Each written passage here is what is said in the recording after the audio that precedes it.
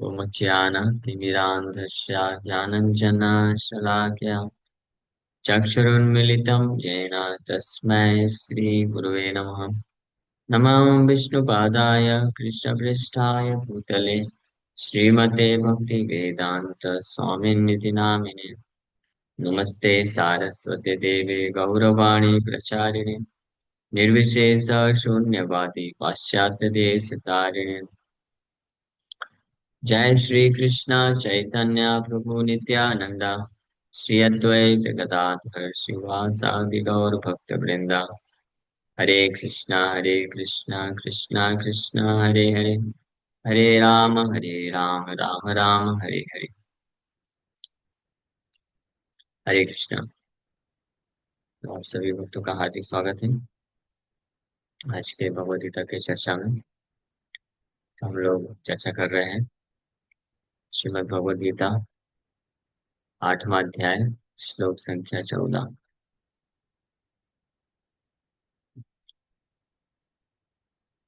अनन्य चेतः सततं यो मां स्मरति नित्यशः तस्याहं सुलभः पार्थ नित्ययुक्तस्य योगिनः।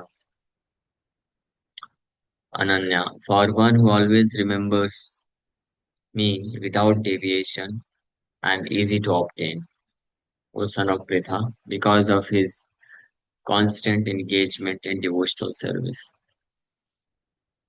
भगवान कृष्ण श्लोक में वर्णन कर रहे हैं ये अनन्य चेता। चेता मतलब कॉन्शियसनेस, ये चेतना, ये मन। मन कहाँ पे लगा है? तो अनन्य, बार बार ये शब्द आता है भगवद गीता में भी, भागवत में भी, अनेकों जगह अनेकों बार।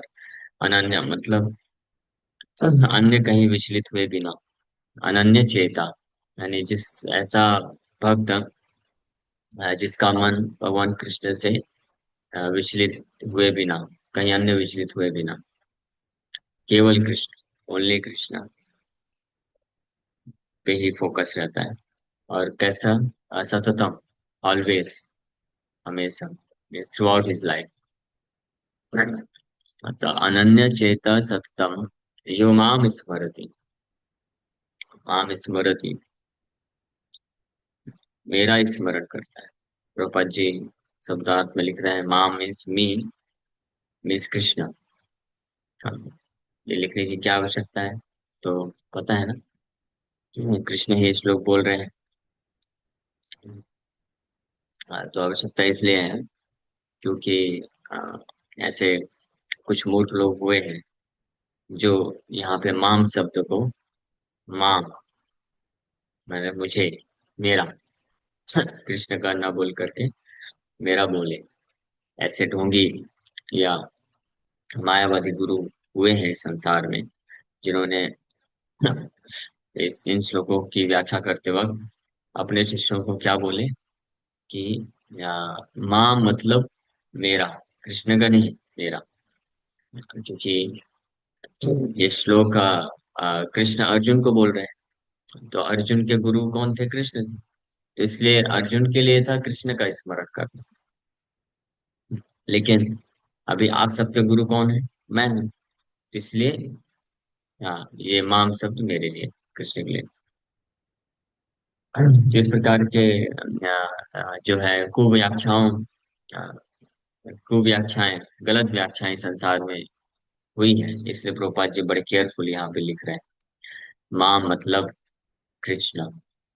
हाँ, सर्वधर्मान परित्यज्य माम एकम शरण व्रज। तो जब कृष्ण बोलते हैं भगवत गीता, कृष्ण भक्ति का पाठ पढ़ाते हैं, तो कृष्ण बोल सकते हैं कि मेरा मेरा ही एकमात्र पूरा शरण लो, मेरा चिंतन करो, मेरा भक्ति करो, मेरा पूजा करो, मेरा सेवा करो।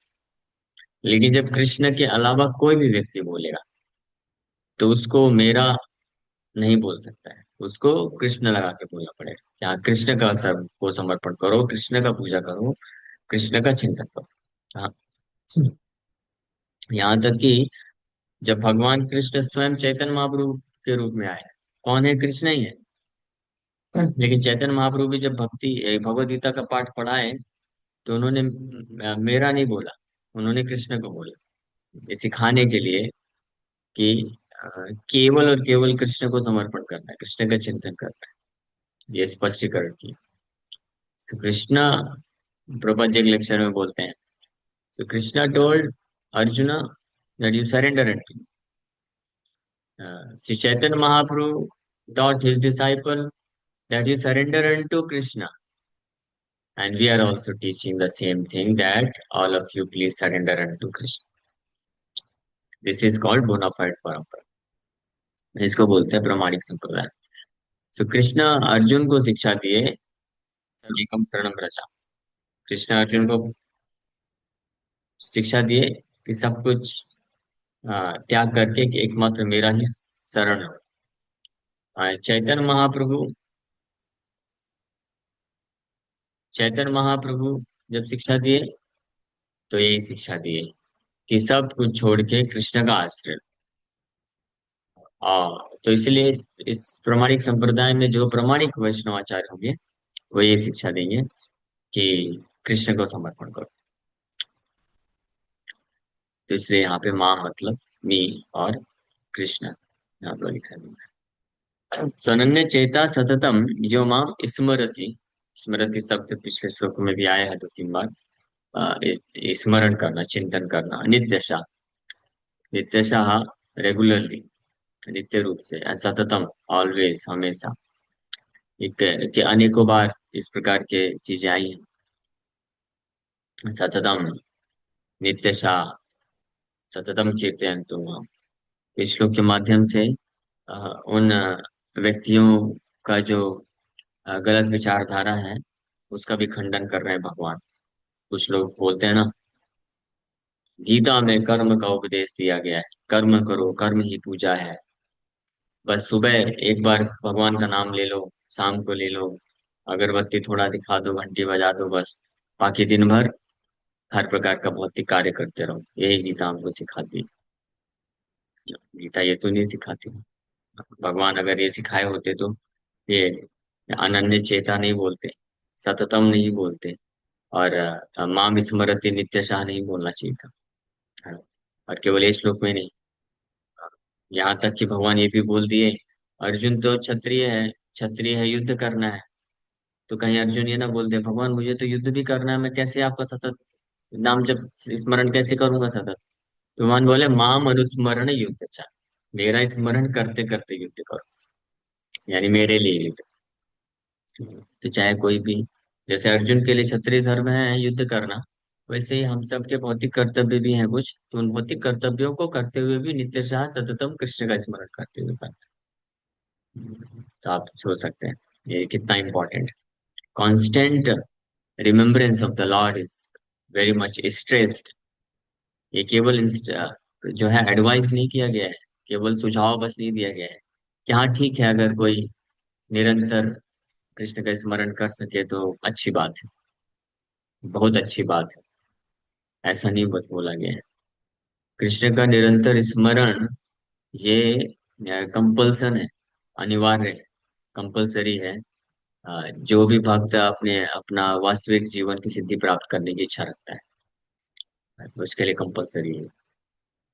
स्ट्रेस, स्ट्रेस पूर्वक स्ट्रेस दिया गया है, जोर दे के बोला जा रहा है। इसी श्लोक में आप देखिए 2 बार एक ही चीज को बोला गया, अनन्य चेता सततम। सततम मतलब ऑलवेज, हमेशा। यो माम स्मरति नित्यशा, नित्यशा मतलब भी वही चीज, निरंतर, हमेशा। तो अनन्य चेता मतलब भी क्या, केवल कृष्ण। अनन्य चेता है सततम, जिसका चेतना केवल मेरे लिए ही लगा है। पहली लाइन में बोल दी, फिर दूसरी लाइन में फिर से वही चीज दूसरे शब्दों में बोल रहे हैं। यो माम स्मरति नित्यशा, मेरा स्मरण करता है नित्यशा। तो ऐसा जब कोई कर पाता है ना, तो भगवान उसके लिए बोलते हैं फिर, तस्याहम सुलभा पार्था, तस्या उसके लिए, अहम मैं, सुलभा, सुलभा means very easy to achieve, not just easy, केवल आसान ही नहीं। भगवान बोलते हैं वेरी इजी, बहुत आसान हूँ ऐसे भक्त के लिए मैं, very easy to attain, achieve. तस्याहम सुलभा पार्था नित्य युक्त योगी। फिर से नित्य शब्द आया है, क्योंकि वो नित्य, हाँ, मेरे भक्ति योग में इंगेज युक्त है। नित्य युक्त से योगी ना, ऐसे भक्त जो नित्य निरंतर नित्यशा रेगुलरली मेरा स्मरण करते हैं, मेरी अन्य कहीं चेतना को डिस्ट्रैक्ट किए बिना सततम मेरे ऑलवेज हमेशा मेरे चिंतन में लगे रहते हैं, उनके लिए मैं बहुत ही सुलभ हूँ पार्थ, बहुत ही सुलभ। विशेष रूप में भगवान ये अष्टांग योग पद्धति को फिर से भगवान बताए, यद अक्षरम वेद विदो वदन्ति विसन्ति यद्विते अवीतराग यदिच्छन्ति ब्रह्मचर्यं चरन्ति तत्ते पदं संग्रहेण प्रवक्ष्ये सर्वद्वाराणि संयम्य मनोरिति निरुध्य च मूर्धन्यध्यात्मनः प्राणम् आस्थितो योगधारणा ओम इति एकाक्षरं ब्रह्म व्याहारं मामनुस्मरन् यह प्रयाति त्यजन्ते हम स याति परमां गतिम्। परमाम गतिम को प्राप्त कर लेता है जो व्यक्ति अपने समस्त इंद्रियों को पूर्ण रूप से नियंत्रित करके केवल आध्यात्मिक चेतना ओम इत्येव एक अक्षरम ब्रह्म विहार ओम का उच्चारण करता है। ओम भी कृष्ण ही है, तो प्राप्त करते हैं। ये श्लोक में हमारे स्पष्ट बता दिए कि जो डायरेक्ट जो केवल मेरा ही सतत स्मरण करते हैं उनके लिए मैं बहुत ईजी हूँ, बहुत आसान है। ब्रह्म संहिता में ब्रह्मा जी भी ये चीज को रिपीट करते हुए बोलते हैं इस श्लोक में, वेदेषु वेदेषु दुर्लभ दुर्लभ वेदेषु दुर्लभ दुर्लभ आत्मभक्त।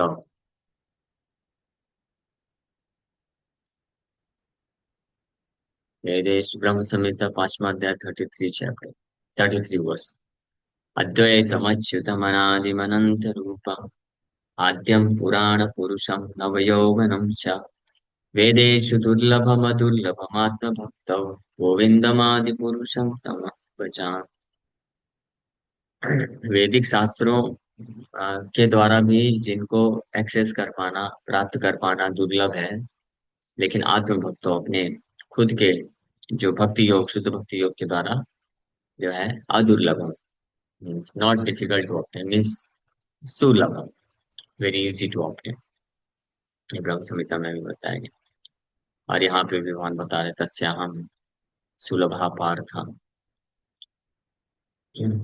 नित्य युक्त योगिना। और 12वें अध्याय में भी 12वें अध्याय में भी भगवान इसको कंफर्म करते हैं। हाँ, अनन्यास चिंतयन्तो माम ये जना परिपासित तेषां नित्यभियुक्तानां योगक्षेमं वहाम्यहम्। और तेषामहं समुद्धरता मृत्यु संसार सागर भवामि न चिरात् पार्थ मय्यावेशित चेतसाम, मेरे में आवेशित है जिसका चेतना, हाँ, तेसाम अहम समुद्धरता, ऐसे भक्तों को मैं पूर्ण रूप से उद्धार कर देता हूँ। तो ये सब श्लोक जो है इनको बार बार स्मरण करने से, पढ़ने से ये आपको बहुत कॉन्फिडेंस मिलता है, मिलना चाहिए। हाँ, क्योंकि कृष्णा ये गारंटी दे रहे हैं, कृष्णा जो गारंटी दे रहे हैं कभी विफल नहीं हो सकता, 100%। तो बस हमारी तरफ से बस एक ही टास्क हमको करना है, बाकी और कोई टेंशन नहीं लेना, बाकी टेंशन सब भगवान के ऊपर है। उद्धार उद्धार करने का और भगवत प्राप्ति का, हाँ, भगवत लाभ होगा कि नहीं होगा, तो भगवान बोल दिया सुलभा सुलाभ, भगवत लाभ होगा कि नहीं होगा, सुलभा भगवान बोल दिए। संसार से मृत्यु संसार से उद्धार होगा कि नहीं होगा, भगवान बोल दिए अहम समुद्धरता मृत्यु संसार सागर। तो भगवान खुद रिस्पॉन्सिबिलिटी ले रहे हैं, यहाँ पे भी भगवान बोल रहे हैं अहम सुलभ, अहम सुलभ, मैं बहुत आसानी से मिल जाता हूँ। अहम शब्द मतलब भगवान रिस्पॉन्सिबिलिटी ले रहे हैं कि मैं बहुत आसान हूँ उसके लिए, मतलब मैं खुद ही आ जाऊँ। और तेषाम अहम समुद्धरता, अहम समु उद्धरता, मैं पूरी तरह से उद्धार कर लूंगा। अहम समुद्धरता, तेषाम, ऐसे लोग। लेकिन कैसे लोगों को? तस्य, जैसे यहाँ पे तस्य अहम सुलभ, तेषाम अहम सुलभ, तेषाम अहम समुद्धरता। तो ये तस्य बनना है या तेषाम बनना है, तेषाम की कैटेगरी या तस्य की कैटेगरी में आना है। तो वो क्या है? अनन्य चेता, सततम माम स्मरति नित्यम। तो ये अभ्यास आपको करना है कि nothing except Krishna. So Prabhupada ji इसलिए एक प्रवचन में बताते हैं कि we should mould our life in such a way that we can remember Krishna constantly. We should think about Krishna, work for Krishna, eat Krishna, see Krishna, think Krishna, work Krishna, Krishna Krishna Krishna Krishna, ऐसे करके एक प्रवचन है प्रभुपाद जी बोलते हैं। हम जो भी कार्य करते हैं तो उसको इस तरीके से करना चाहिए कि वो कृष्णा कॉन्शियस बन जाए, कृष्ण के लिए हो जाए। हम तो क्या कार्य करते हैं? हमारे इंद्रियां हैं, इंद्रियों के कुछ फंक्शन होते हैं। मन का फंक्शन है, बुद्धि का फंक्शन है, और अहंकार का भी फंक्शन है। अहंकार का मतलब आइडेंटिफिकेशन। हर कोई अपने आप को आइडेंटिफाई करता है कि मैं कुछ हूँ, है ना? तो अपने आप को इस संसार के किसी भी वस्तु, व्यक्ति या पोजीशन से आइडेंटिफाई करने के बजाय कृष्ण से आइडेंटिफाई करें। अपने आप को ये पहचान क्यों रखना कि मैं फलाना का बाप हूँ, या फलाना का पति हूँ, या पत्नी हूँ, या बच्चा हूँ, या फलाना वासी हूँ, मीन्स भारतवासी हूँ, अमेरिका वासी हूँ, पाकिस्तान वासी हूँ। ये सब पहचान है, ईगो, ईगो के स्तर पे। तो ईगो को भी कृष्ण कॉन्शियस बनाना। कैसे? कि मैं कोई फलाना वलाना वासी नहीं हूँ, मैं कृष्ण दासी हूँ या कृष्ण दास हूँ। इसको बोलते हैं कि ईगो के स्तर पे ईगो को इंगेज कर देना, कृष्ण का, कृष्ण कॉन्शियस। बुद्धि, बुद्धि का अर्थ होता है, बुद्धि से हम जो है समझ, समझ विकसित करते हैं, ज्ञान। क्या सही है क्या गलत है, फिलॉसफी डिस्कशन, जैसे अभी हम जो डिस्कशन कर रहे हैं।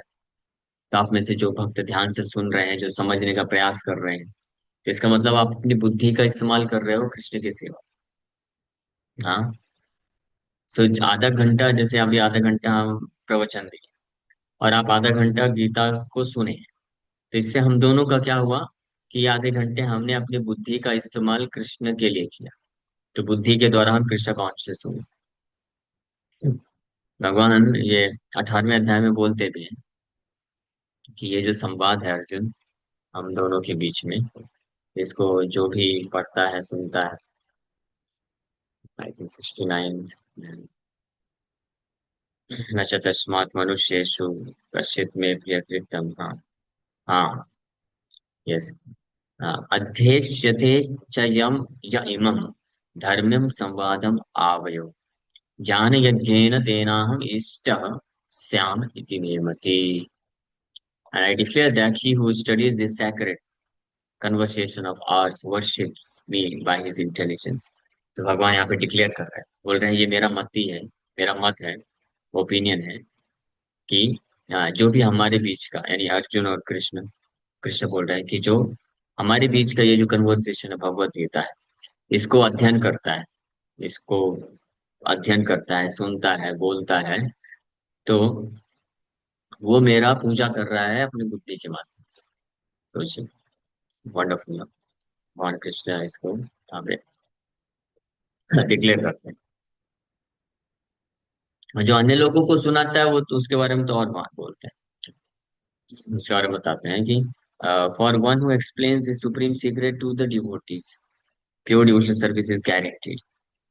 कि वे ऐसा भक्त है जो इस परम रहस्यमय ज्ञान को, भगवद गीता के ज्ञान को अन्य भक्तों को सुनाता है, तो उसको शुद्ध भक्ति मिलना गारंटीड।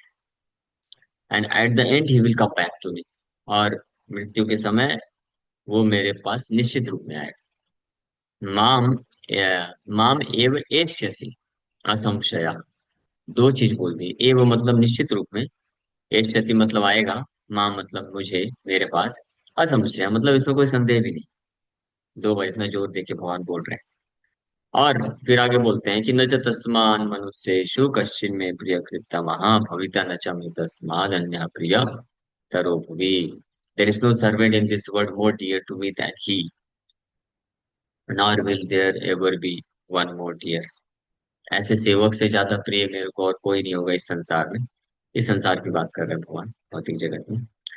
हाँ, भौतिक जगत में, इस पूरे भौतिक जगत में मेरा ऐसे सेवक से ज्यादा प्रिय सेवक नहीं है जो इस भगवत गीता के ज्ञान को मेरे भक्तों को सुनाता है, समझाता है। ये बिकम वेरी डियर। तो अगर आप केवल खुद भी अध्ययन करेंगे, अपने लेवल पे भी अध्ययन करेंगे और या श्रवण बस करते जाएं, तो भी आप अपनी बुद्धि से कृष्ण का पूजा कर रहे हैं। लेकिन अगर किसी को सौभाग्य मिले कि भगवद गीता समझने के पश्चात अन्य लोगों को भी समझाए, बताए, तो भगवान बोल रहे हैं कि वो निश्चित रूप में शुद्ध भक्ति को प्राप्त करेगा और मुझे निश्चित रूप में प्राप्त कर लेगा। उससे ज्यादा प्रिय मेरा कोई सेवा नहीं। तो ये हो गया बुद्धि के द्वारा। मन के द्वारा भगवान का स्मरण, भगवान के बारे में सोचना, चिंतन करना। और इसको बहुत इजी बना दिया है भगवान श्री चैतन्य महाप्रभु ने हरे कृष्ण महामंत्र को देकर के। तो जैसे ही आप हरे कृष्ण महामंत्र बोलते हैं तो जिह्वा और कान और मन तीनों एक साथ एंगेजमेंट करता है। इनफैक्ट ये भी उंगली भी जपा करते हैं तो आपका हाथ, वो भी एक इंद्रिय है, कर्म इंद्रिय। हरे कृष्ण कृष्ण कृष्ण हरे हरे, हरे राम हरे राम राम राम हरे हरे। तो ये चारों अंग एक साथ भगवान की सेवा में लग गए।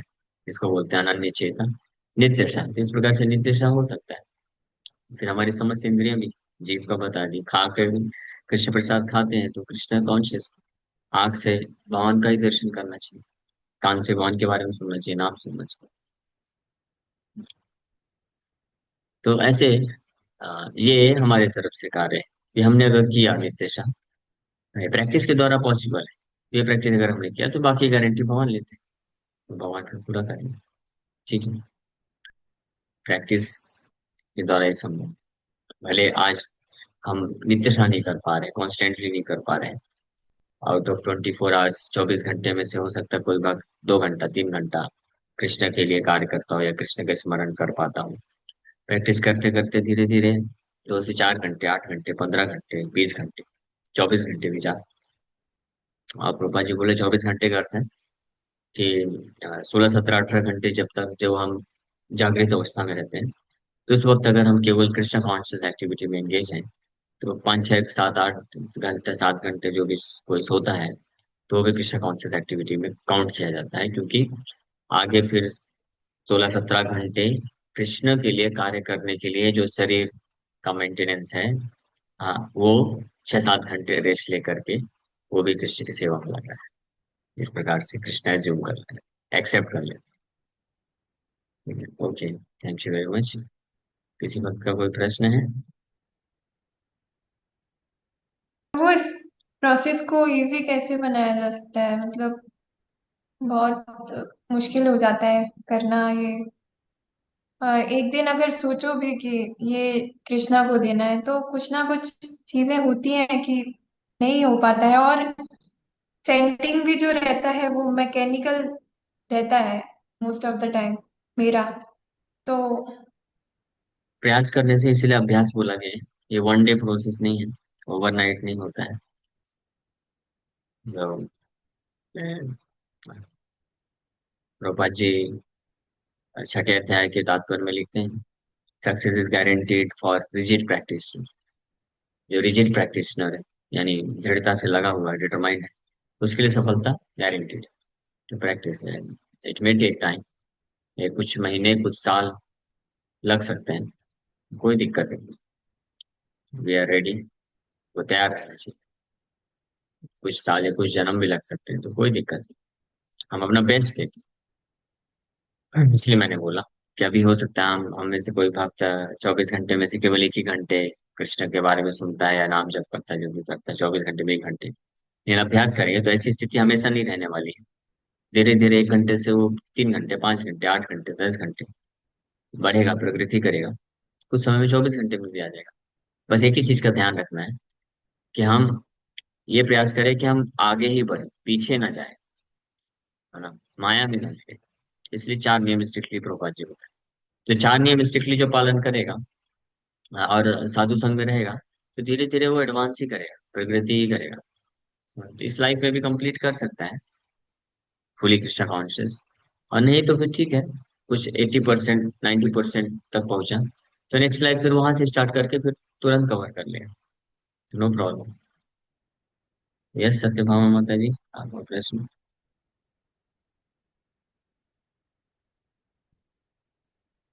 हरे हरे कृष्ण, प्रणाम प्रभु जी। हरे कृष्णा। हाँ, प्रभु जी थैंक यू सो मच। आप इतना बहुत ज्यादा प्रयास कर रहे हैं और आपको स्मरण मात्र से ही नमक कृष्ण का याद आता है।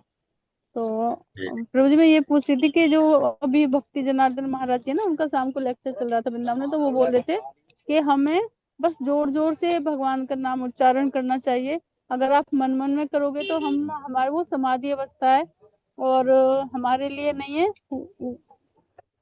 तो वो कह रहे अच्छा नहीं है मन मन में। तो प्रभु जी मैं तो 24 घंटा ही, मतलब जब भी मेरा मन कहे मैं क्या सोचूं किसके बारे में, तो मैं मन मन में जप ही करती रहती हूँ, चलता ही रहता है अंदर। कुछ भी कर रही हूँ तो यस।